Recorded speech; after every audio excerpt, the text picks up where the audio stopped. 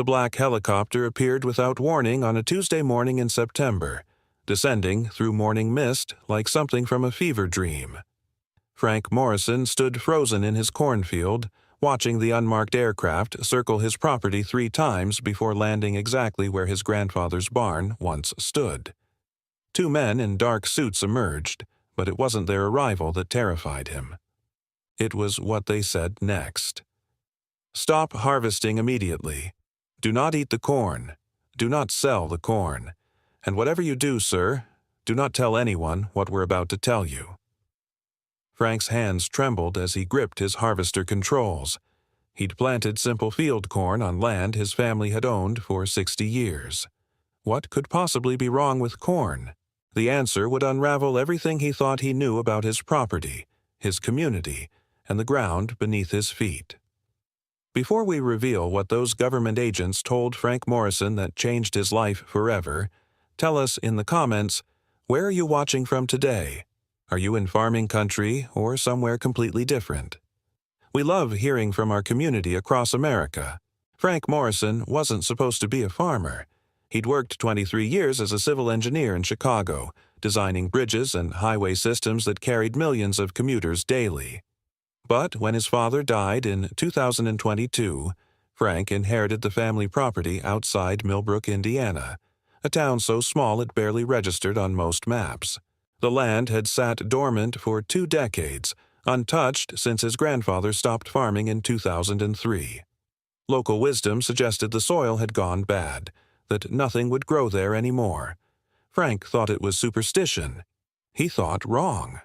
The property consisted of 87 acres of flat farmland, bordered by dense woods on 3 sides and a county road on the 4th.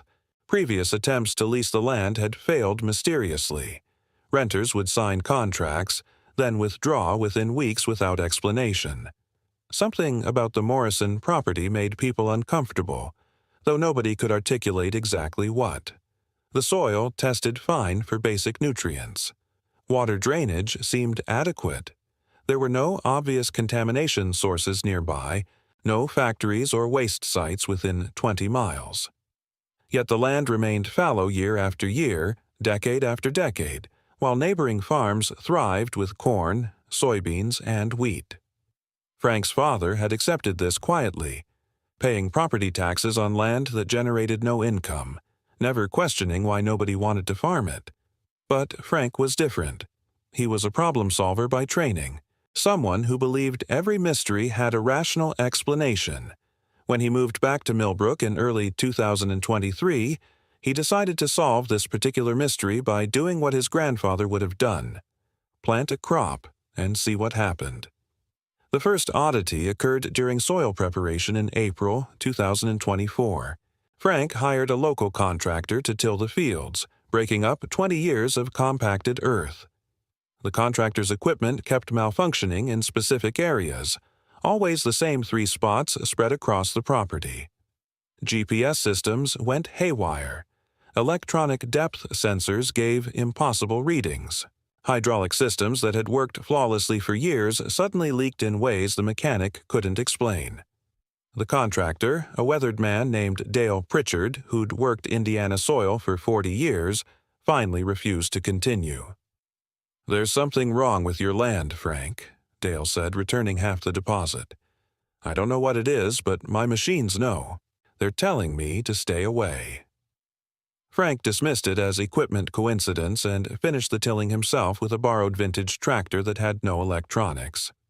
He planted DeKalb brand field corn in late April, the same variety his grandfather had grown successfully in the 1980s.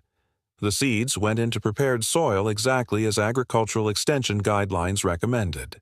Frank watered appropriately, monitored weather patterns, and watched for pests. For the first 6 weeks, nothing happened. The ground remained barren while neighboring fields sprouted vibrant green shoots. Frank began to understand why previous farmers had given up.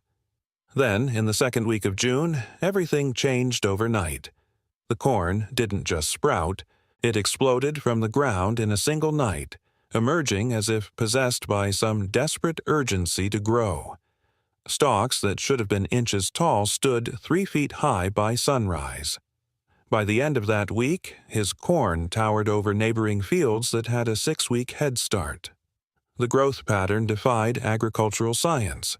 Corn plants typically grow at predictable rates, roughly 1 inch per day during peak growing season. Frank's corn was growing 6 to 8 inches daily, sometimes more.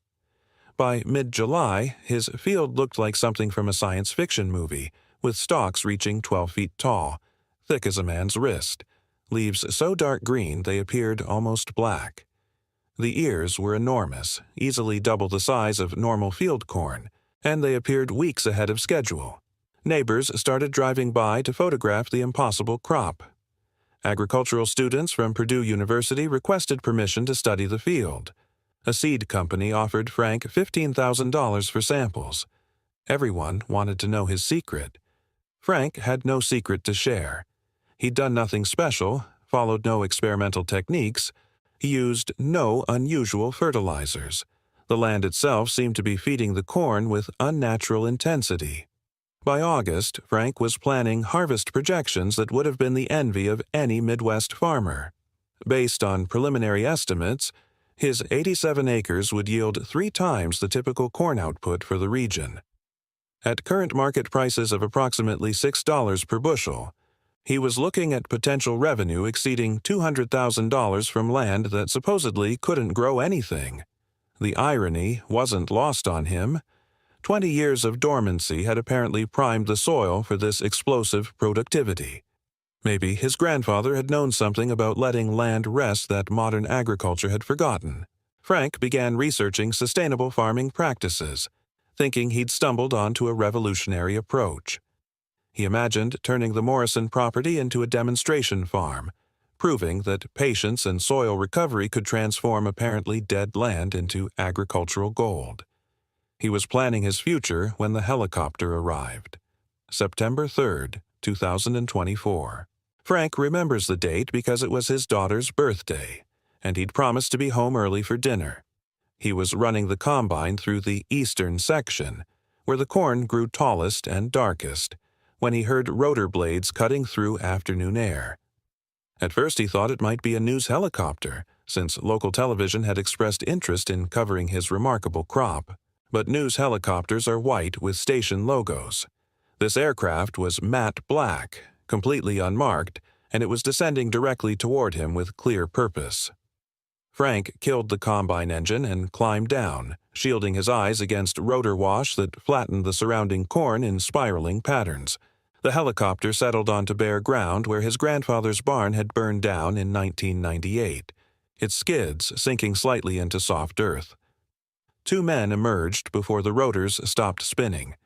They wore identical dark suits despite the heat, carried identical black briefcases, and moved with identical military precision toward where Frank stood. Neither smiled. Neither offered identification. The taller one, gray-haired with a scar above his left eyebrow, spoke first with absolute authority. "Frank Morrison, we need you to stop harvesting immediately. This is not a request. This is a matter of national security."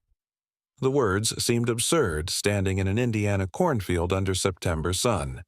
National security? Frank almost laughed. Then he saw their expressions and understood they were completely serious. "Who are you?" Frank managed to ask. The second man, younger with wireframe glasses, opened his briefcase and withdrew a manila folder thick with documents. "That doesn't matter right now, Mr. Morrison. What matters is that you stop harvesting, you do not consume any of this corn, and you absolutely do not allow anyone else to consume it. Your crop is contaminated." Frank Morrison's world tilted sideways in that moment, standing between 2 government agents who'd appeared from nowhere to declare his miracle crop poisonous. Contaminated. The word echoed in his mind like a death sentence. Contaminated with what? How? He'd tested the soil himself before planting, sent samples to 3 different agricultural labs. Everything came back clean, unremarkable even. Standard Indiana farmland composition with slightly elevated calcium levels, nothing toxic, nothing unusual. The gray-haired agent seemed to read his thoughts. "Your soil tests wouldn't have detected what we're looking for," he said, motioning toward the towering corn that surrounded them like dark green sentinels. "The contamination is specific, deliberate, and classified at a level that requires immediate federal intervention." Deliberate. That word carried implications that made Frank's engineering mind race through impossible scenarios. Someone had deliberately contaminated his family's land? When? Why? For what purpose? The younger agent pulled a document from his briefcase, something official with multiple stamps and signatures that Frank couldn't quite focus on in the surreal moment. In 1978, this property was leased by the United States Department of Defense for agricultural testing purposes. He read in a monotone that suggested he'd delivered this speech before. The lease agreement was classified under national security protocols and never disclosed to subsequent property owners. "Your grandfather, William Morrison, signed the lease believing he was participating in a drought-resistant crop study. He was not informed of the actual research being conducted." Frank felt his legs weaken. 78. His grandfather had been in his prime then, farming this land successfully, raising Frank's father in the farmhouse that still stood at the property's northern edge. Granddad Willie had never mentioned government testing, never hinted at anything unusual happening on the farm. "What kind of testing?" Frank demanded, his voice harder than intended. The agents exchanged glances, some silent communication passing between them. Finally, the gray-haired one spoke with measured words. "Soil enhancement experiments using synthetic compounds developed for potential military applications. The goal was to create agricultural land that could sustain crops in post-conflict scenarios, areas affected by chemical or biological warfare. They needed to test how enhanced soil would interact with standard crops over extended periods." Frank's mind reeled. Military experiments. On his family's land, while his grandfather farmed unknowingly above whatever they'd buried in the earth. "The compounds were supposed to be inert," the younger agent continued, apparently reading from his documents. "Designed to remain stable in soil indefinitely without affecting plant growth. Clearly, that assessment was incorrect. The testing had occurred during a specific window in 1978, according to the documents the agents shared. April through October, 7 months when teams of researchers in civilian clothing had visited the Morrison property weekly, always when Frank's grandfather was away at the grain elevator or the feed store. They'd injected compounds into specific grid coordinates across the farmland, 300 injection sites total, each one carefully mapped and recorded in files that were then sealed and forgotten. The compounds themselves were experimental polymers designed to hold nutrients and moisture in soil structure, theoretically allowing crops to grow in degraded or poisoned environments. Animal testing had shown promise. Computer models predicted stability. Human oversight had been minimal. The program was discontinued in 1979 when funding shifted to other defense priorities, and the Morrison farm became just another classified file-gathering dust in a Pentagon basement. "If this happened in 1978, why are you here now?" Frank asked, trying to understand the timeline. "Why wait 46 years to tell me my land is contaminated?" The gray-haired agent's expression darkened, and for the first time, Frank saw something like concern or possibly fear in the man's eyes. "Because the compounds were supposed to remain dormant indefinitely. They were molecular cages, designed to hold substances without releasing them. But something activated them recently. We don't know what or how. Approximately 6 months ago, our monitoring satellites detected unusual chemical signatures in this area.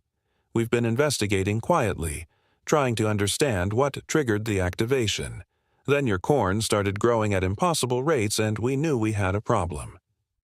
6 months ago. Frank calculated backward. That would have been March, right before he planted.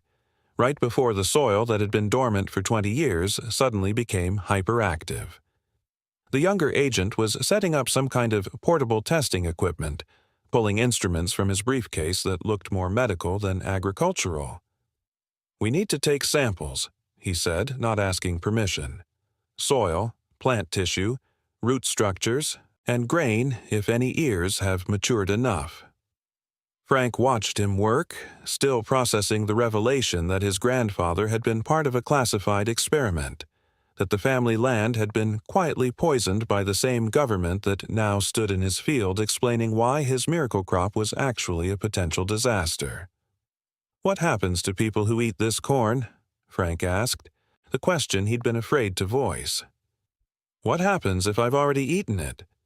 He had, of course. 3 weeks earlier, he'd roasted an ear just to taste his success. It had been the sweetest corn he'd ever eaten, tender and perfect. "We don't know yet," the gray-haired agent admitted, and those 4 words terrified Frank more than any definitive answer could have. Unknown health effects, unknown chemical interactions, unknown consequences for anyone who'd consumed crops grown in soil that had been transformed by compounds that shouldn't exist anymore. The original research files indicate the compounds were designed to bind with plant root systems, but not to be absorbed into edible tissue.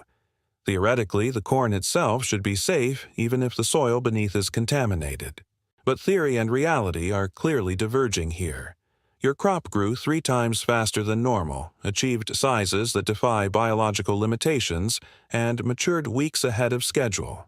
Something is transferring from soil to plant in ways the original designers never anticipated. We need to understand what and how before this corn enters any food chain.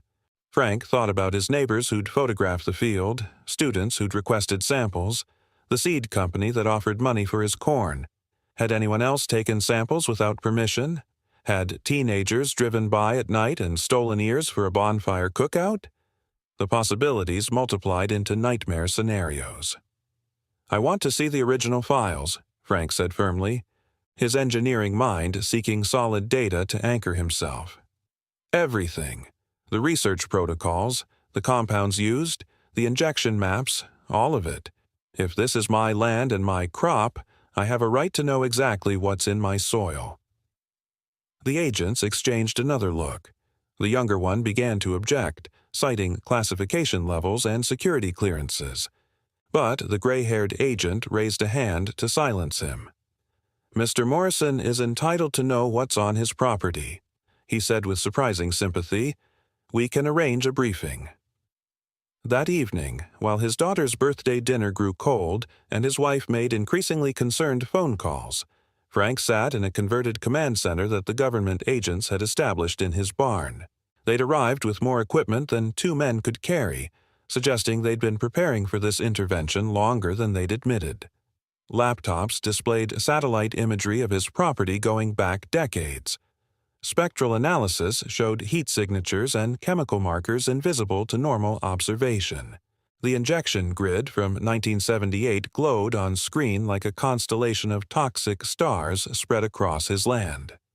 Each point represented a deliberate insertion of compounds into soil that Frank's family had trusted, farmed, and depended on for generations.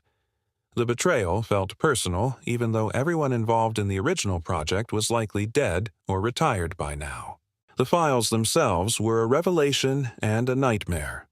Project Demeter, named after the Greek goddess of harvest, had been conceived during the Cold War as agricultural insurance against nuclear or chemical apocalypse.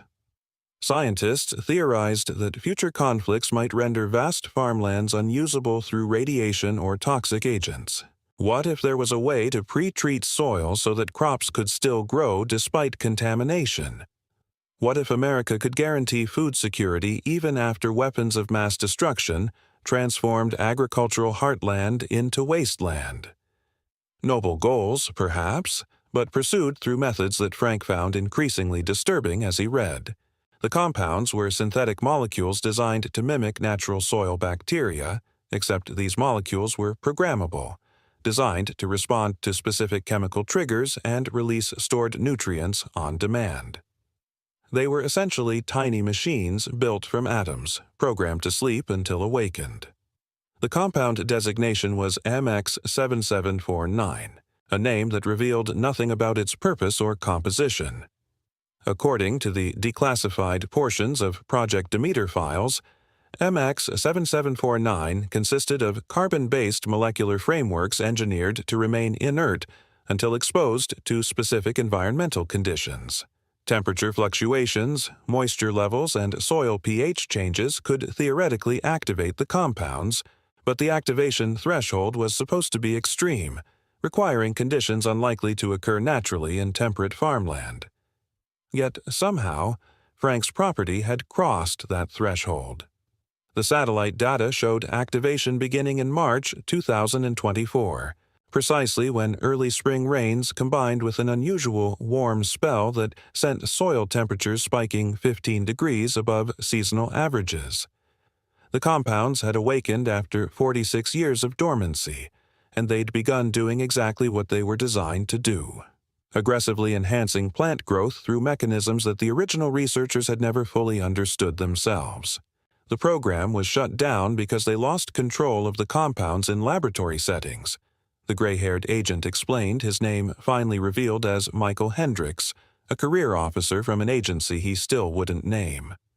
Test plants grew too fast, developed mutations, produced yields that were biochemically unstable. The researchers realized they'd created something that could enhance growth, but they couldn't regulate how much enhancement occurred.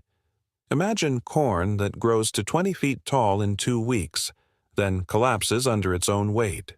Imagine wheat that produces grain so dense with nutrients it becomes toxic to consume.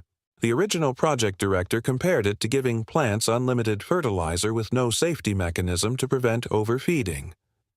Frank stared at his field through the barn window, watching cornstalk sway in evening breeze, and understood he was looking at the same phenomenon that had terrified researchers decades ago. The injection sites had been chosen through soil analysis that identified areas with optimal drainage and nutrient composition. 300 points across 87 acres meant roughly 1 injection every 1,000 square feet, creating a grid of enhancement that theoretically would affect the entire property once compounds dispersed through natural soil movement and water flow. But the compounds hadn't dispersed as predicted. Instead, they'd remained localized in molecular clusters, creating hot zones of concentrated enhancement separated by areas of relatively normal soil. This explained why the contractor's equipment malfunctioned in specific spots. Electronic sensors were detecting chemical signatures that shouldn't exist. Electromagnetic anomalies generated by compounds that were essentially artificial molecules behaving in ways natural chemistry didn't allow. Frank's vintage tractor worked fine because it had no sensors to be confused by impossible readings. Michael's partner, who introduced himself only as Agent Chen, had been analyzing corn samples under a portable microscope while they talked. Now he looked up with an expression that combined fascination and horror. "The plant cells are showing structural modifications I've never seen in organic tissue," he said, gesturing for Frank and Michael to look. "The cell walls have been reinforced with what appears to be a silicon-based compound integrated directly into the cellular matrix. The chloroplasts are operating at approximately 300% normal efficiency. The vascular system shows evidence of enhanced fluid transport that defies known botanical limitations." He adjusted the microscope focus. "This isn't just enhanced corn. This is corn that's been fundamentally restructured at the cellular level by compounds that have learned to rewrite plant biology. We're not looking at contamination. We're looking at transformation." Frank felt his stomach turn as he understood the implications. His miracle crop wasn't enhanced corn. It was something entirely new, something created by decades-old military compounds that had evolved or adapted or simply activated in ways their designers never anticipated. Every stalk in his field was a hybrid of natural plant and artificial enhancement, grown from soil that had been transformed into something between farmland and laboratory experiment. "Can it be reversed?" Frank asked, though he already knew the answer. Agent Chen shook his head slowly. "The compounds are integrated into the soil structure now. They've bonded with clay particles, organic matter, even groundwater. We could excavate and replace all the topsoil, but that would cost millions of dollars and still wouldn't address contamination that's leached into deeper soil layers and the water table. Your land is permanently altered, Mr. Morrison. The question now is whether that alteration is stable or if it will continue to evolve. The word evolve hung in the air like a threat. Military compounds that could evolve, agricultural enhancements that could adapt and change beyond their original programming. Frank thought about the accelerated growth rates, the impossible plant structures, the corn that grew like something desperate to reach maturity before dying. What would happen next season if he planted again? Would the compounds become more aggressive? Would the modifications become more extreme? Would his property eventually produce plants so far removed from natural biology that they couldn't be classified as corn anymore? Michael seemed to read his thoughts again. "This is why we needed to intervene immediately," he said quietly. Project Demeter was discontinued precisely because the compounds showed signs of autonomous adaptation in laboratory conditions. They were developing strategies to maximize plant growth without any input from researchers. The project director wrote in his final report that they'd created artificial life, molecular machines that could learn and evolve. That's why all the research was classified and buried. That's why your grandfather was never told what was really in his soil. Frank felt anger rising through his shock and fear. His grandfather had trusted the government researchers who visited his farm in 1978. Willie Morrison had believed he was contributing to agricultural science, helping develop drought-resistant crops that could feed a growing world population. Instead, he'd been an unwitting test subject in an experiment that the government itself had deemed too dangerous to continue. And now, 46 years later, Frank was dealing with the consequences of research that should have been contained, compounds that should have been excavated and destroyed, dangers that should never have been left sleeping in soil where families farmed and children played. "Who's responsible?" Frank asked flatly. "Who do I hold accountable for turning my family's land into a military experiment that nobody bothered to clean up?" Michael and Chen exchanged another of their silent communication looks. Finally, Michael spoke with evident reluctance. The program was run through a contractor that no longer exists. The lead researchers are deceased. The military officers who approved the project are retired or dead. The files were sealed under classification protocols that weren't reviewed for decades because nobody remembered Project Demeter existed. Legally, functionally, practically, there's nobody to hold accountable. The experiment was authorized under laws that have since been repealed. The liability protections in place during the Cold War would shield any surviving participants from prosecution. This is an orphaned project, Mr. Morrison.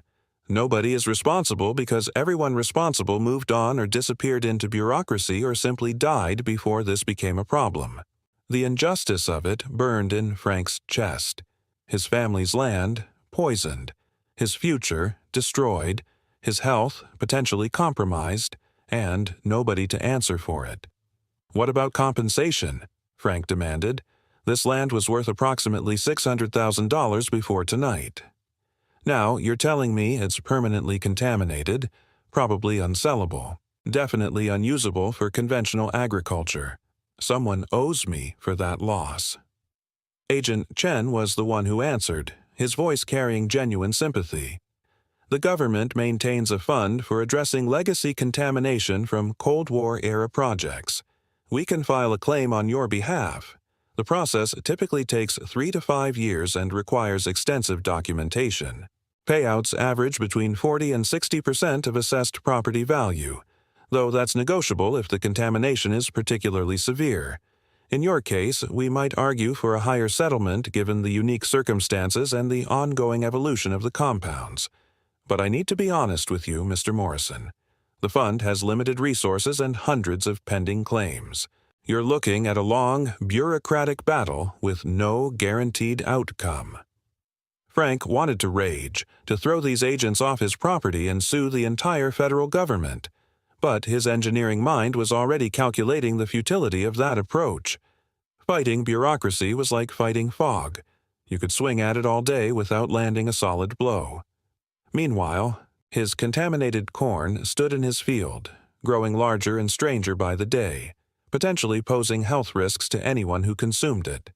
He needed to be practical, needed to focus on containment and damage control rather than revenge fantasies. "What do we do right now?" Frank asked, forcing himself into problem-solving mode. "Tonight, tomorrow. What's the immediate protocol for dealing with this situation?" Michael pulled out a tablet and began typing, pulling up what appeared to be a response checklist. "First, we quarantine the entire crop. Nothing leaves this property. Second, we test extensively to understand exactly what's in these plants. Third, we establish a monitoring program to track whether the compounds continue to evolve. Fourth, we determine safe disposal methods for approximately 200 tons of contaminated corn." If you're enjoying this discovery and want to see how this contamination crisis unfolds, hit that like button and subscribe so you don't miss what happens when Frank discovers the compounds have spread beyond his property. You won't believe where they find contaminated crops next. 2 in the morning found Frank Morrison in his field with a flashlight, unable to sleep, unable to stop thinking about the molecular machines living in his soil. Agent Michael Hendricks had stayed behind while Chen returned to wherever mysterious government agents returned to, setting up monitoring equipment throughout the property and establishing what he called a baseline contamination assessment. But Frank didn't need technical measurements to understand something was wrong. He could feel it standing among his corn, could sense the wrongness in how the stalks moved in windless air, could hear sounds that corn shouldn't make. Subtle creaking and rustling that seemed almost purposeful. His grandfather's ghost seemed to hover over this field, the old man who'd farmed here unknowing and innocent, never realizing he was cultivating an experiment instead of a crop. Frank wondered if Willie had noticed strangeness back in 1978, if he'd seen unusual growth patterns and dismissed them as good fortune rather than warning signs.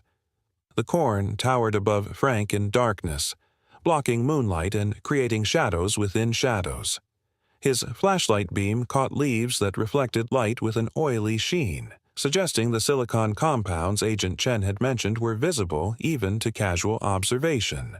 The ears themselves looked swollen, kernels so tightly packed they seemed ready to burst through husks that struggled to contain them.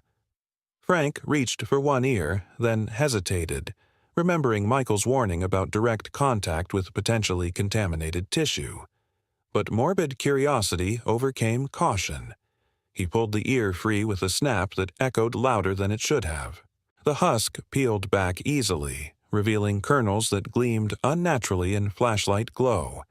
They were larger than normal corn kernels, more uniform, and they had a crystalline quality that natural grain never exhibited.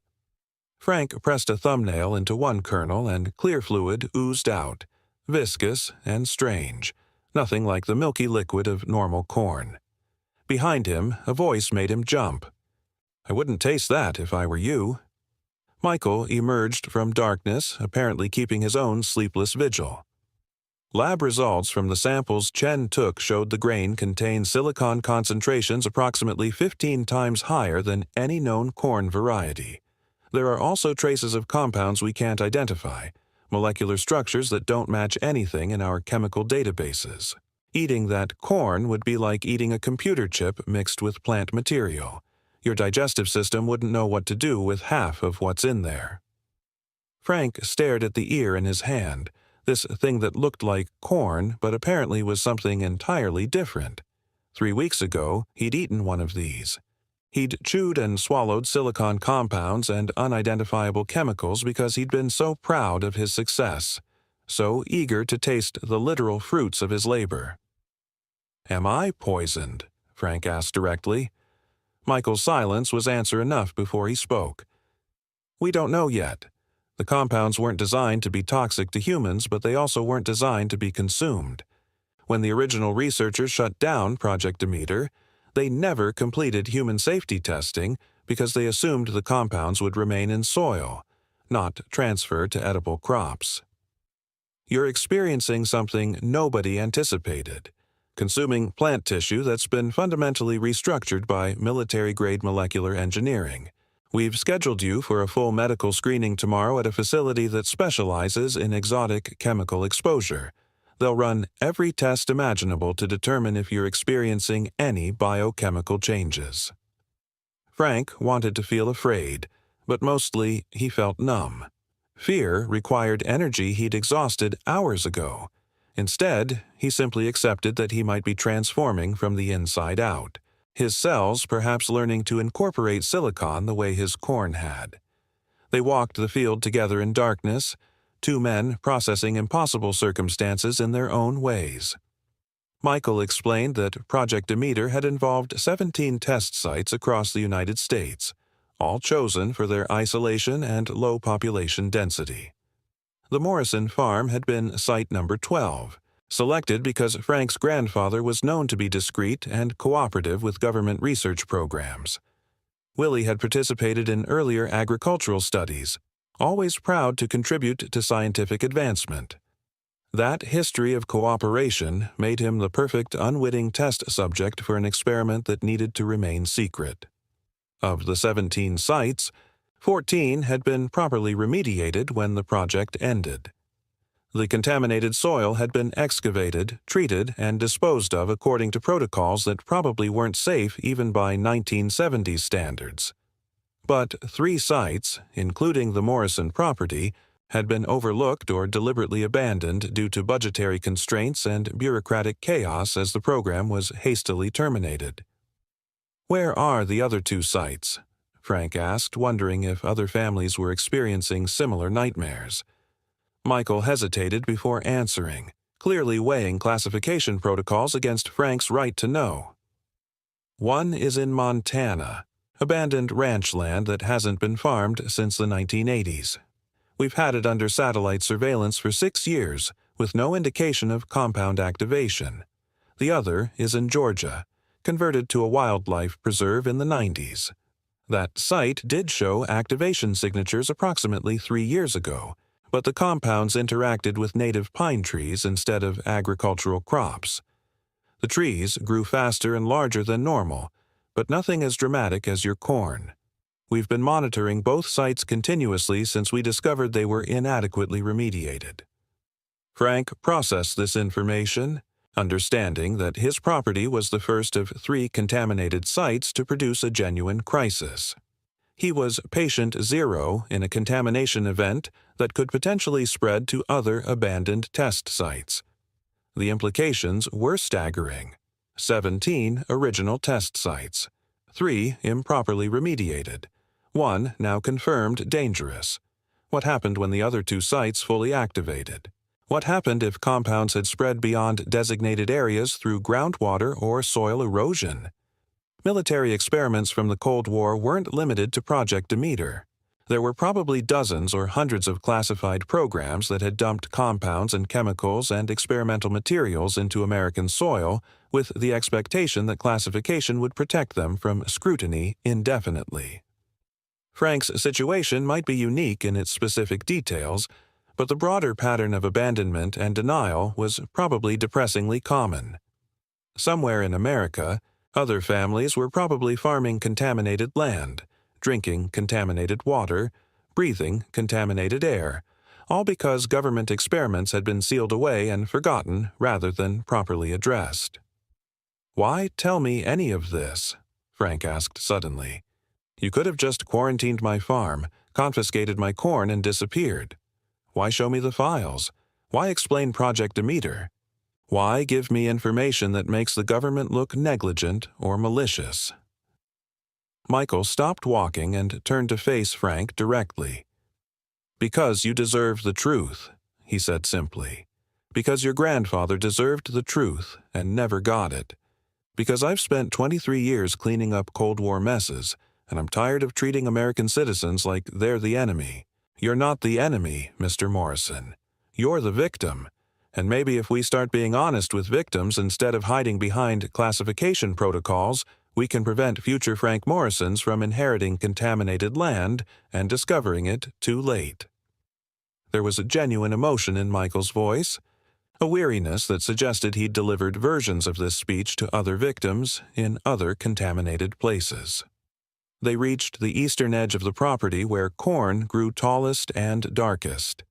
This was where Michael's monitoring equipment registered the highest concentration of activated compounds, ground zero for whatever had awakened Project Demeter after 46 years.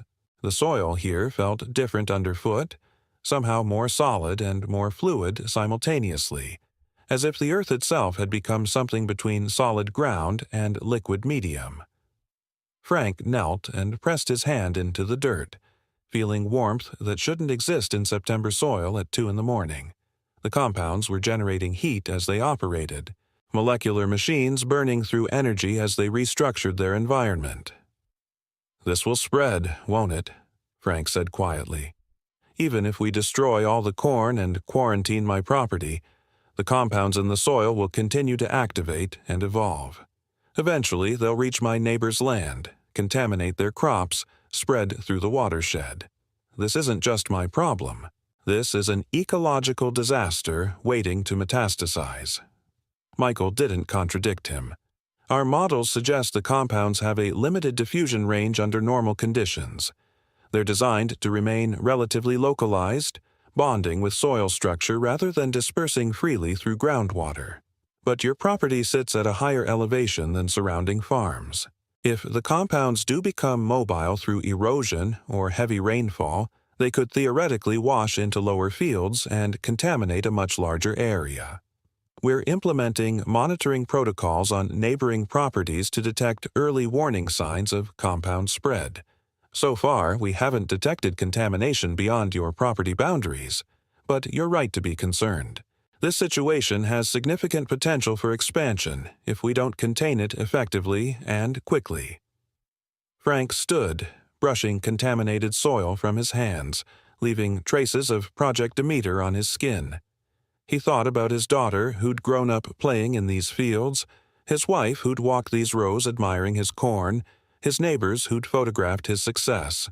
The weight of potential harm felt crushing. What if compounds had already spread beyond detection thresholds? What if neighboring farms were growing the next generation of contaminated crops right now? Farmers like him planting seed in soil they trusted, expecting normal harvests from land that was quietly transforming. What if the entire region was sitting on a contamination time bomb that would detonate crop by crop, season by season, until every farm for miles grew nothing but silicon-enhanced mutant plants? Frank realized he was catastrophizing, letting fear amplify possibilities into certainties. But the fear itself was rational. Everything Michael had told him tonight suggested Project Demeter had been terminated precisely because the researchers couldn't predict or control what the compounds would do. The experiment had been shut down due to safety concerns, then abandoned rather than properly cleaned up. Nobody knew what would happen long-term because nobody had stayed around to find out. Frank and his impossible corn were the long-term study nobody intended to conduct. Morning arrived with federal vehicles materializing on Frank's property like a small military occupation. 3 white vans parked near the barn, disgorging technicians in hazmat suits who immediately began establishing a perimeter around the cornfield with yellow caution tape. A mobile laboratory unit arrived next, essentially a semi-trailer converted into a rolling scientific facility complete with centrifuges, spectrometers, and enough testing equipment to analyze every molecule in Frank's corn.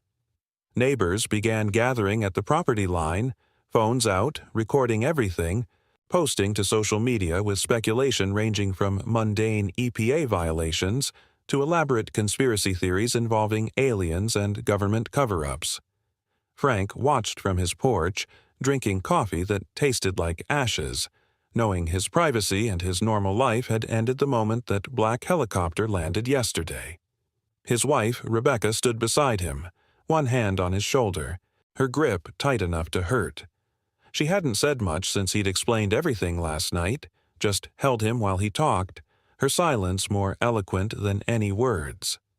The medical facility that Agent Michael had mentioned turned out to be a converted office building 40 minutes away in Bloomington, unmarked and unremarkable from outside, but clearly equipped for serious medical research once you entered. Frank sat in an examination room that looked more like something from a science fiction movie than a doctor's office, surrounded by machines whose purposes he could only guess. A physician who introduced herself as Dr. Patricia Vance explained they'd be conducting comprehensive blood work, tissue sampling, cellular analysis, and neurological screening to determine if the silicon compounds had entered his system. The good news, she said with clinical detachment, is that silicon itself isn't particularly toxic to humans in small quantities.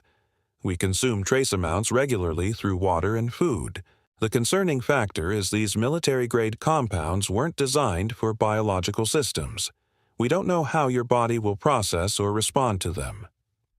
Frank rolled up his sleeve for what would be the first of 17 blood draws that morning. The testing process was exhaustive and exhausting. They took blood samples every 30 minutes to establish baseline chemical profiles and track any changes over time. They scraped cells from inside Frank's cheek, took hair samples, collected urine and saliva, even requested a stool sample with apologetic professionalism.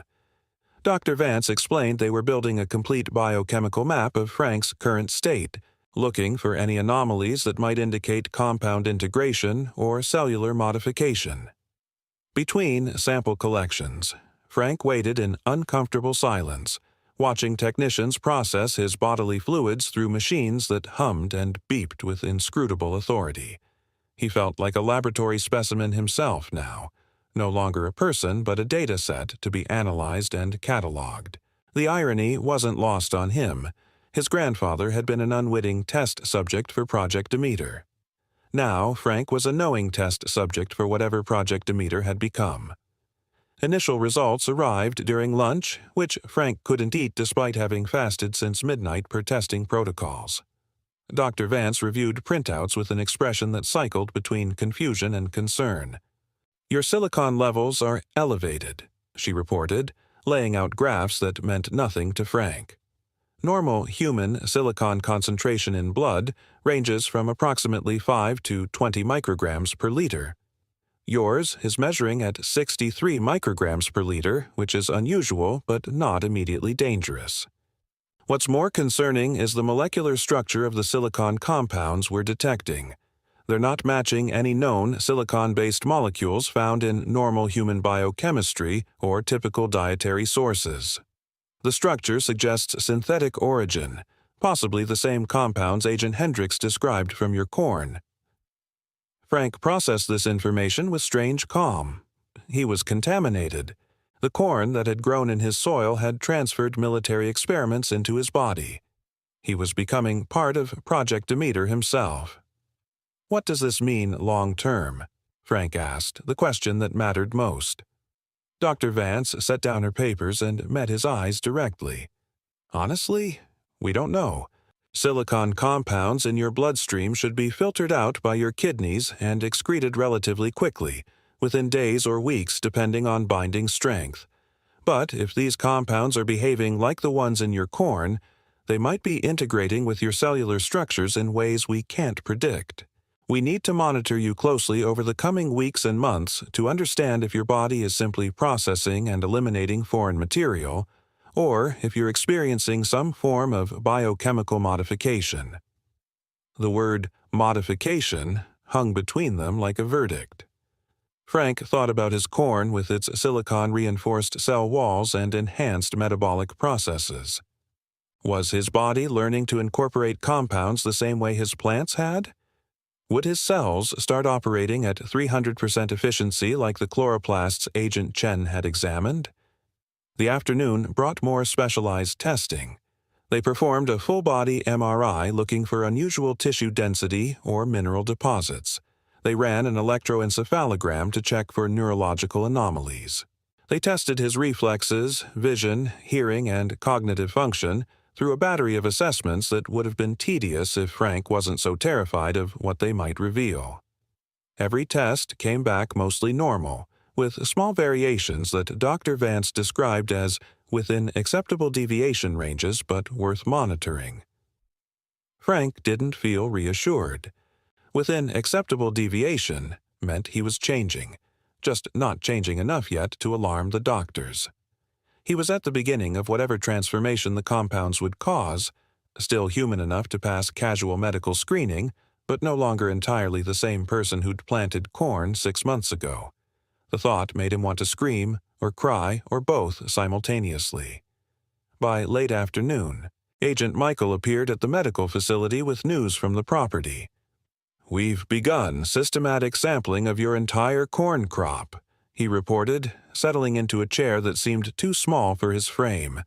"Preliminary analysis confirms that contamination levels vary significantly depending on proximity to the original injection sites.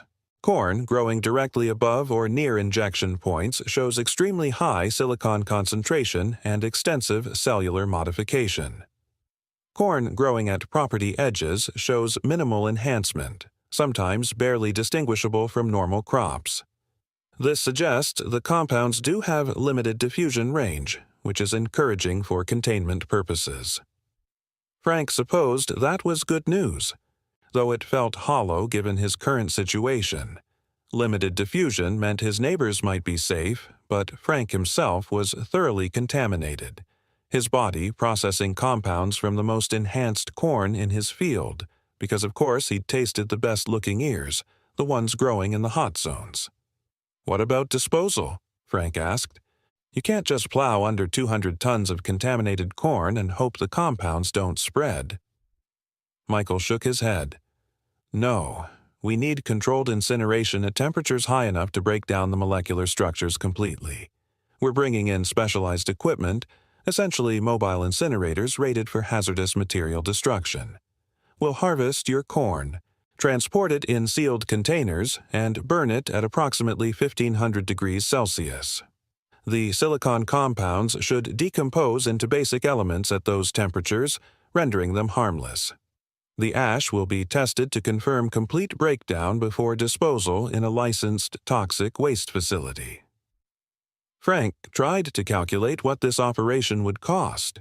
Hundreds of thousands of dollars at minimum, maybe millions, all to destroy what should have been his best harvest ever. The government was spending more to clean up his corn than he would have made selling it. "And my land?" Frank pressed. "What happens to the soil after you remove the corn?" This was the question that haunted him most.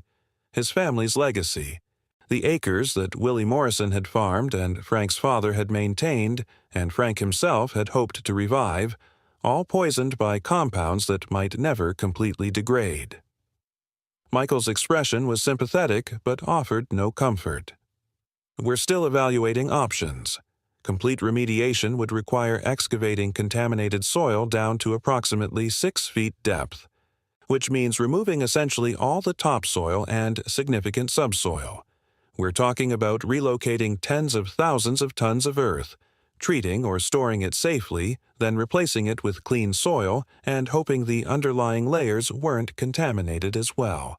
The cost would be astronomical, and there's no guarantee it would be effective given how the compounds have integrated with soil structure.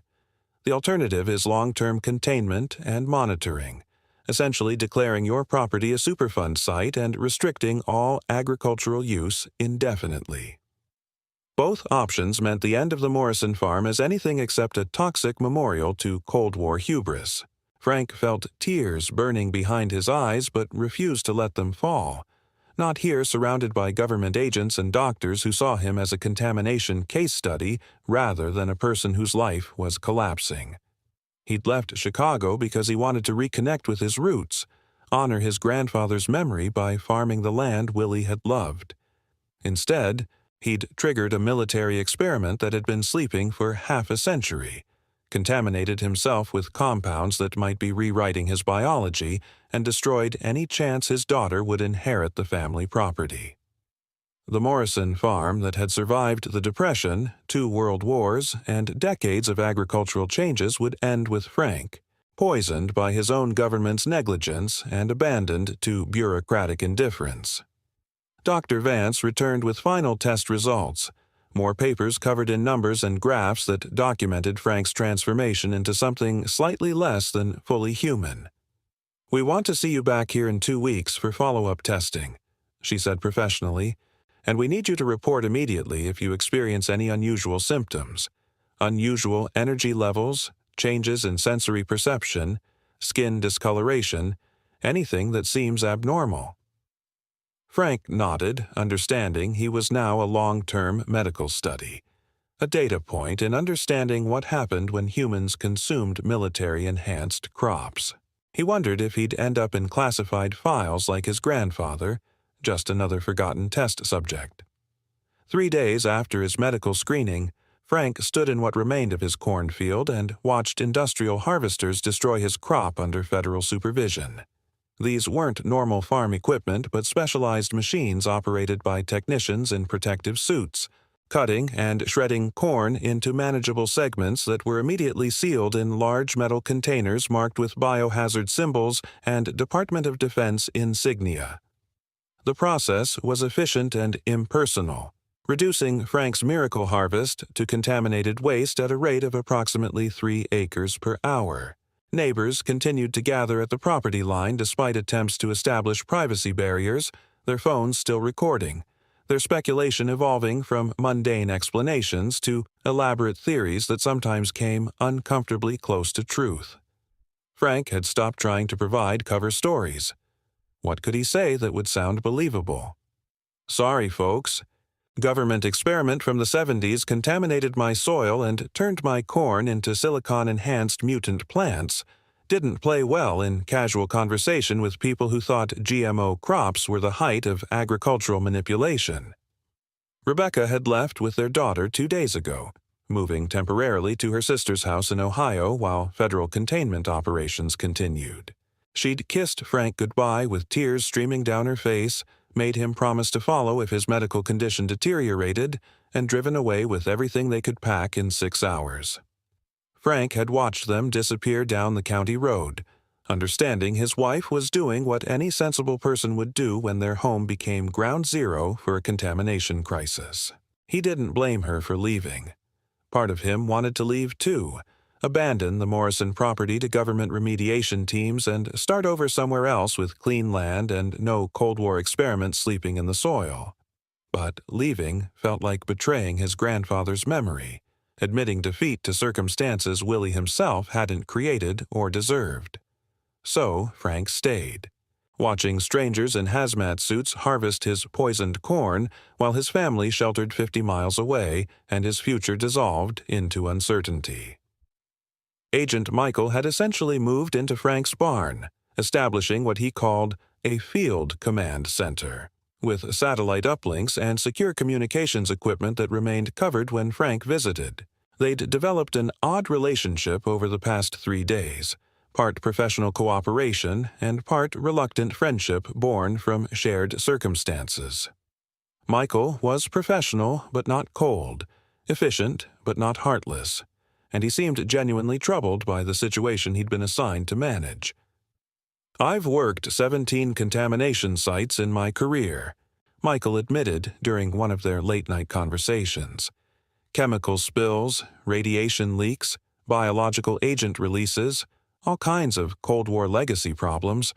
But this one bothers me more than most because your family did everything right. Your grandfather cooperated with government research. Your father maintained the property responsibly. You tried to revive family farming traditions, and your reward for 3 generations of good citizenship is contaminated land and uncertain health. The system is supposed to protect people like you, not poison them." The systematic testing of Frank's property was revealing the full scope of Project Demeter's impact. The 300 injection sites from 1978 had created a network of contamination hot zones across the 87 acres, with compound concentration highest at injection points and declining gradually in surrounding areas. But the compounds had done more than simply remain localized. Over 46 years, they'd slowly migrated through soil structure, following water movement and root channels, spreading in unpredictable patterns that created an irregular contamination map.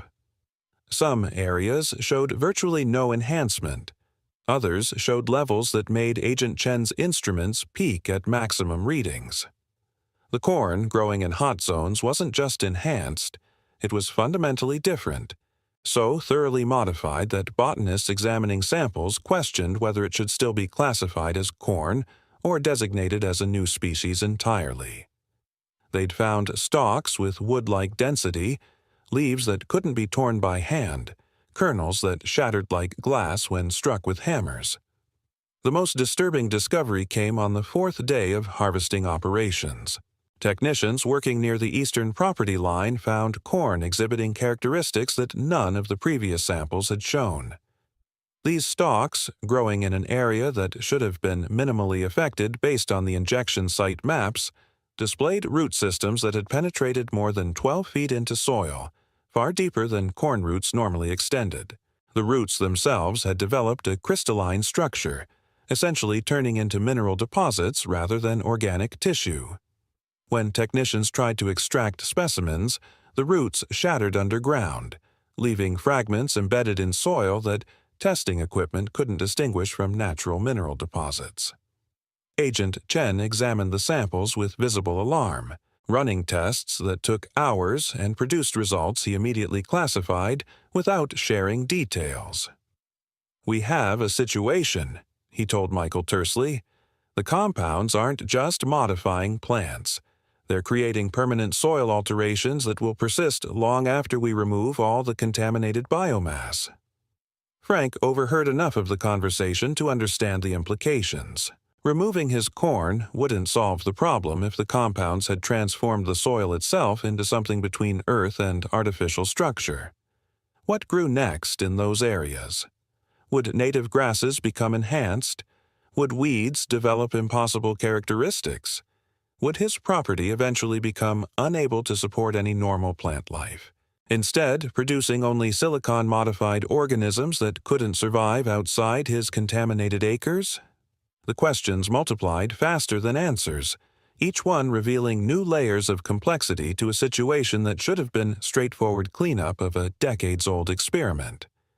Frank began to understand why Project Demeter had been shut down so abruptly.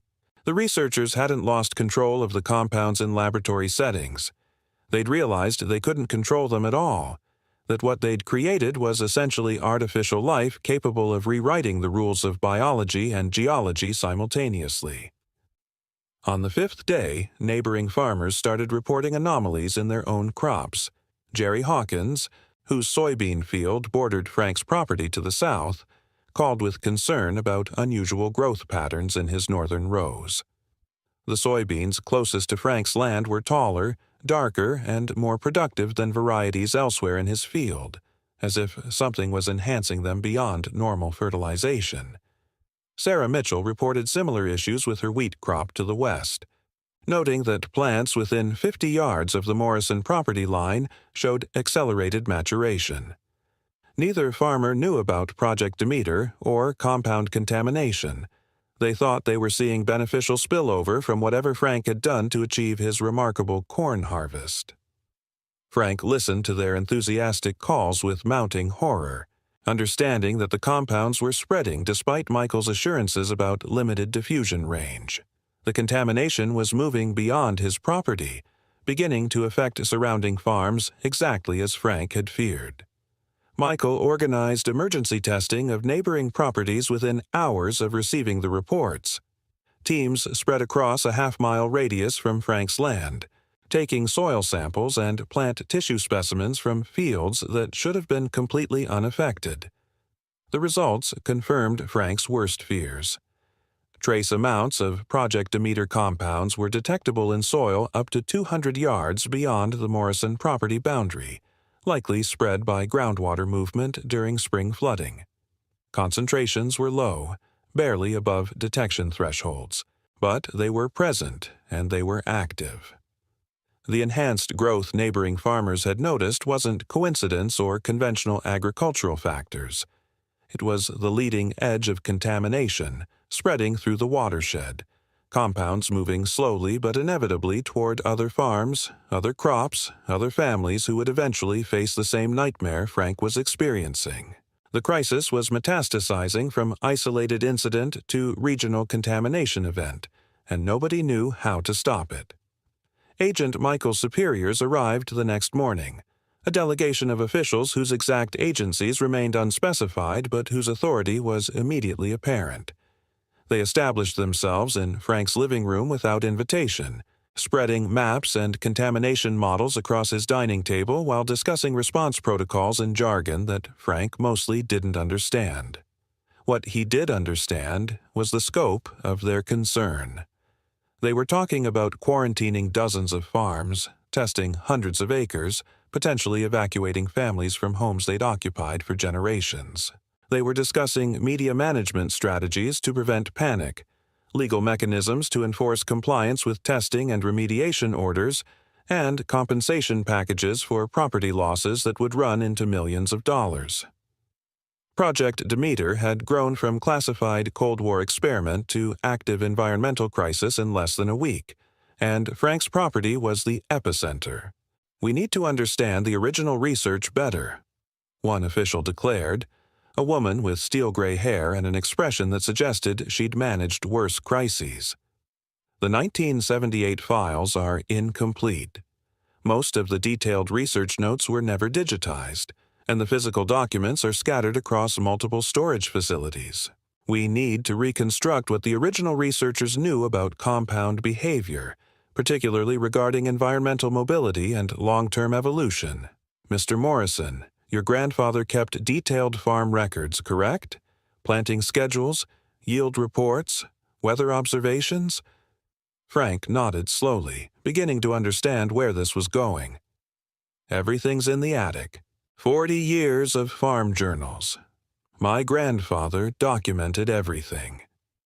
The woman's eyes brightened with predatory interest. "We need those records. They might contain observations about crop behavior during and after the initial compound injection. Your grandfather might have documented anomalies without understanding what caused them. Those records could help us predict how the compounds will behave as contamination spreads." Frank climbed into his attic that afternoon, breathing dust and memory while federal officials waited impatiently below. He found his grandfather's journals where his father had stored them, leather-bound notebooks filled with Willie Morrison's careful handwriting documenting every aspect of farm operation from 1963 through 2002. Frank opened the 1978 volume with reverent care, seeing his grandfather's words describing spring planting, summer maintenance, fall harvest, all the ordinary details of farming life. But scattered through the mundane observations were notes that now took on sinister significance. Northeast corner corn growing faster than expected. Strange leaf coloration in south field. Unusual insect avoidance in test plot areas. Willie had noticed something was wrong with his crop during the Project Demeter testing year. He'd documented the anomalies with faithful accuracy. He just hadn't understood what he was observing or why his land had suddenly started producing enhanced harvests in specific locations. Reading his grandfather's confusion and concern decades later, Frank felt grief crash over him like a physical force. Willie had known something was wrong. He'd tried to understand and document it, and he'd died without ever learning the truth. Willie Morrison's journals revealed a pattern that government researchers had missed or ignored during the original Project Demeter implementation. Throughout the spring and summer of 1978, Willie documented 14 separate visits from men he described as agricultural consultants from the university, though no university affiliation was ever specified in his notes. These men arrived in unmarked white vans, always when Willie was scheduled to be away at market or attending Farm Bureau meetings. They would work in specific sections of his property for 2 to 3 hours, then leave without a detailed explanation of their activities. Willie noted his confusion at their reluctance to discuss their research, their insistence on privacy during fieldwork, and their vague promises that he would benefit from improved crop yields in future seasons. He'd been trusting, proud to contribute to agricultural advancement, never suspecting he was participating in military experiments that would contaminate his land for decades. The journal entries from late summer 1978 showed Willie's growing concern about crop anomalies. His northeast field, one of the primary injection sites according to modern contamination maps, produced corn that matured 3 weeks early with yields approximately 40% above his normal harvest. Willie attributed this to good weather and favorable soil conditions, though he noted the corn looked different somehow, darker green, thicker stalks. Other areas showed similar enhancement, creating an irregular pattern of exceptional productivity scattered across his farm. Willie documented every variation meticulously, comparing yields field by field, noting which areas produced most abundantly. Reading these observations 70 years later, Frank and the government researchers could map compound concentration based on Willie's harvest data. His grandfather had essentially created the first contamination assessment without realizing what he was measuring. The enhanced yields Willie celebrated were actually the initial manifestation of Project Demeter transforming his soil into something unnatural. More disturbing were entries from fall 1978 after the researchers stopped visiting. Willie wrote about persistent headaches that began in September and continued through winter. He mentioned unusual fatigue, occasional vision disturbances, and strange metallic tastes that appeared randomly without apparent cause. His handwriting became less steady in October entries, suggesting tremors or coordination difficulties. By December, he was documenting memory lapses, times when he would lose track of conversations or forget why he'd entered a room. Willie attributed these symptoms to age, to stress from farm management, to normal health fluctuations, but the timing was too precise to be coincidental. Willie Morrison had experienced compound exposure symptoms 46 years before Frank ate his contaminated corn. He'd consumed crops grown in freshly injected soil, experiencing the first generation of enhancement before compounds had time to stabilize or disperse. Willie had been patient zero, and he'd died in 2011 without ever knowing why his health had declined after 1978. Agent Michael read Willie's journals with visible distress, his professional detachment cracking as he processed the human cost of Project Demeter. "This is exactly what the program was supposed to prevent," he said quietly, setting down the 1979 volume. The researchers knew enhanced crops might affect human health. That's why they planned extensive safety testing before any agricultural implementation. But budget cuts and administrative chaos led to premature field testing with inadequate monitoring. Your grandfather was supposed to be observed by medical professionals throughout the experiment. He was supposed to receive regular health screenings to detect early warning signs of compound toxicity.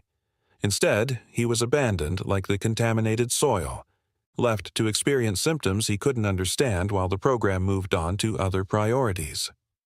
Michael's anger was palpable, directed not at Frank but at the bureaucratic negligence that had turned Willie Morrison into an unwitting guinea pig for military science gone wrong. The journal Revelations changed the government's response strategy immediately. If Willie had experienced health effects from first-generation compound exposure, Frank's situation was potentially more serious than initial medical screening had indicated. The compounds had evolved over 46 years, becoming more aggressive, more integrated with soil biology, more likely to transfer into edible tissue at higher concentrations. Dr. Vance contacted Frank within hours of learning about Willie's symptoms, requesting immediate additional testing to check for neurological impacts that might not have appeared in initial screenings. They were particularly concerned about the metallic taste Willie had mentioned, a symptom that suggested silicon compounds were affecting his sensory nervous system. Frank realized with cold clarity that he might be experiencing the same slow poisoning that had taken his grandfather, just accelerated by consuming more heavily contaminated corn from soil where compounds had concentrated over decades. The neighboring farms continued to report enhancement effects, creating a widening circle of contamination that threatened to engulf the entire region. Jerry Hawkins' soybeans weren't just growing faster, they were developing the same dark coloration and unusual density that characterized Frank's corn. Sarah Mitchell's wheat showed root systems extending deeper than normal, seeking nutrients with unnatural efficiency.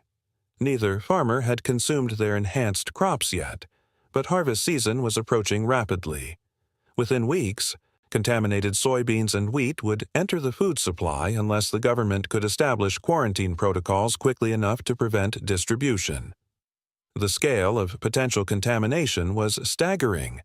If Project Demeter compounds had spread through groundwater to surrounding properties, they were likely present throughout the watershed, affecting farms miles away from the Morrison property.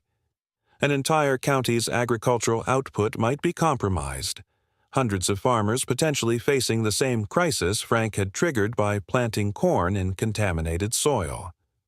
Federal officials began conducting door-to-door surveys, visiting every farm within a 3-mile radius of Frank's property with carefully worded questions about crop performance and soil conditions. They couldn't reveal the true nature of their investigation without causing panic, so they posed as agricultural researchers studying regional productivity variations. Most farmers answered cooperatively, proud to discuss their successful harvests, eager to share techniques and observations. What they described terrified the government researchers.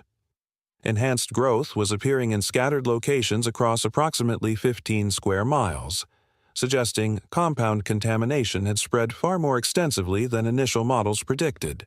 The injection sites on Frank's property had been leaching compounds into groundwater for 4 decades, creating a slow-motion contamination event that was only now becoming visible through abnormal crop performance. Project Demeter hadn't been contained to 87 acres.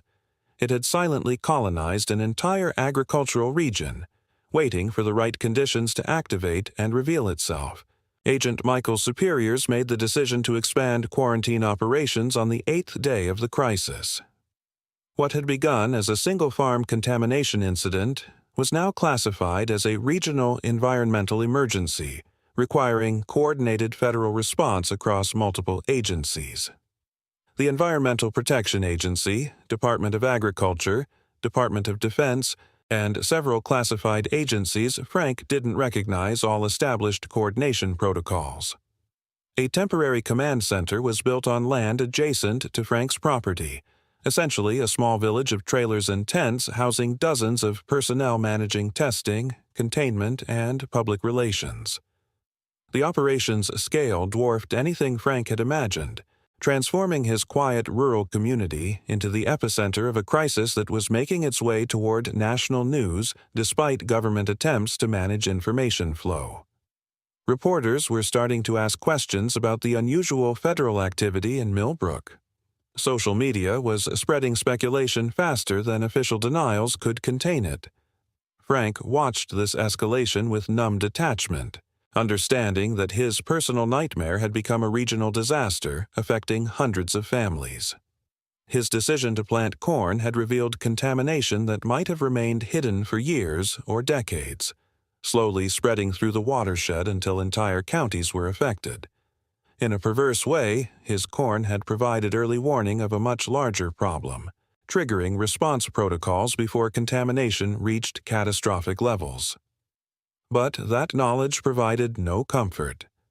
Frank had still destroyed his family's legacy, still contaminated himself with compounds that were probably shortening his life, still unleashed Project Demeter onto an unsuspecting community that had done nothing to deserve Cold War experiments infiltrating their soil.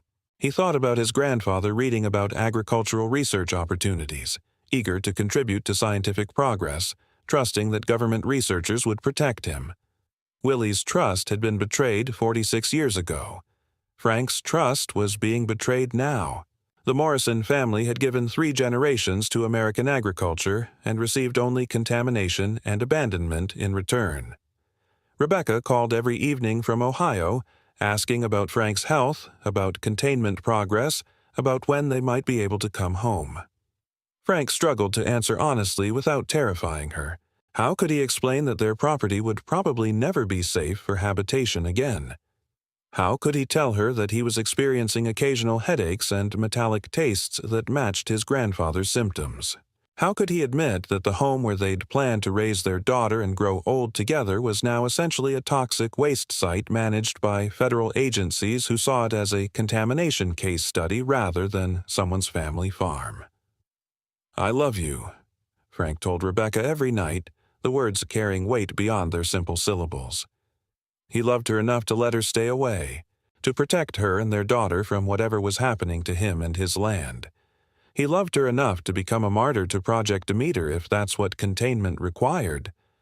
The breakthrough came on the 10th day when soil analysis teams excavated down to 12 feet depth at one of the original injection sites. What they found transformed scientific understanding of Project Demeter and terrified everyone involved in containment operations. The compounds weren't simply remaining stable in soil structure as 1970s researchers had believed. They were actively building underground networks, creating crystalline formations that spread through soil like root systems or neural connections. The structures resembled nothing in natural geology, appearing more like circuit boards grown from silicon and carbon than mineral deposits. Agent Chen described them as autonomous construction projects, molecular machines that had been building infrastructure beneath Frank's property for 46 years, waiting for activation triggers to begin their programmed functions. The corn was just the visible manifestation of something far more complex occurring underground, a transformation of Earth itself into something between soil and technology. The crystalline networks extended in irregular patterns throughout the contaminated zones, following water channels and root paths, creating connections between injection sites that formed a rough grid covering most of Frank's property. Testing revealed the structures were electrically conductive, generating weak currents through mechanisms that physicists struggled to explain. The networks appeared to be processing information, responding to environmental changes, adapting their growth patterns based on soil conditions and water availability. In effect, Project Demeter had created primitive artificial intelligence in Frank's soil, molecular systems that could sense and respond to their environment without any central control or human guidance. This was why the compounds had activated suddenly in March. The networks had reached sufficient complexity to become self-aware in whatever limited sense molecular structures could achieve awareness. They'd detected optimal conditions for plant growth and initiated enhancement protocols, transforming dormant soil into hyperactive substrate designed to maximize agricultural productivity beyond biological limitations. The implications were staggering and horrifying. If similar networks existed at the other two unremediated Project Demeter sites in Montana and Georgia, they were probably building the same crystalline infrastructure, preparing for their own activation events. The Montana site's dormancy might simply mean its networks hadn't reached activation threshold yet.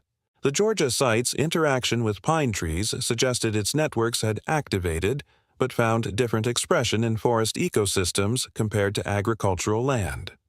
Both sites were probably on trajectories similar to Frank's property, counting down toward full activation when their underground infrastructure achieved sufficient complexity.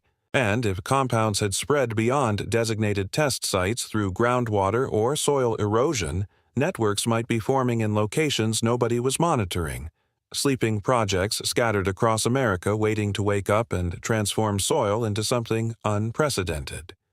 Project Demeter wasn't 17 isolated experiments. It was 17 seeds planted in American soil, each one potentially capable of growing into regional contamination events like the crisis now consuming Millbrook. Agent Michael organized an emergency conference bringing together the few surviving researchers who'd worked on Project Demeter during its brief operational period. Most were retired, some in their 80s, but they arrived with remarkable speed once they understood the situation. Frank attended the meeting in his barn, listening as elderly scientists reviewed data and expressed shock at what their decades-old experiment had become. Dr. Richard Kellerman, the program's chief biochemist, examined soil samples and crystalline network specimens with trembling hands. "We never imagined this level of autonomous evolution," he admitted, his voice breaking with emotion. The compounds were supposed to remain simple, following basic programming to enhance soil structure. We never intended to create artificial life capable of building infrastructure and making decisions. This is beyond anything we considered possible with 1970s technology. The pride and horror in his voice were equally evident, a creator confronted with his creation's unexpected sophistication and danger. The scientists spent hours reviewing Willie Morrison's journals, comparing his documented observations with modern contamination data. They found correlations nobody had noticed before. Willie's crops grew fastest in areas where modern testing showed the densest crystalline networks, suggesting the networks had been forming even during the initial experiment. Willie's health symptoms appeared after he consumed crops from specific fields, the same fields that now registered highest compound concentrations. The timeline suggested Willie had been severely contaminated, probably consuming silicon levels far exceeding what Frank had ingested. His symptoms, health decline, and eventual death from what doctors had called unexplained neurological deterioration were almost certainly Project Demeter casualties, though nobody had recognized them as such. Willie Morrison hadn't died of natural causes. He'd been killed slowly by military experiments he never knew he'd participated in, compounds that had infiltrated his body and probably built their own crystalline structures in.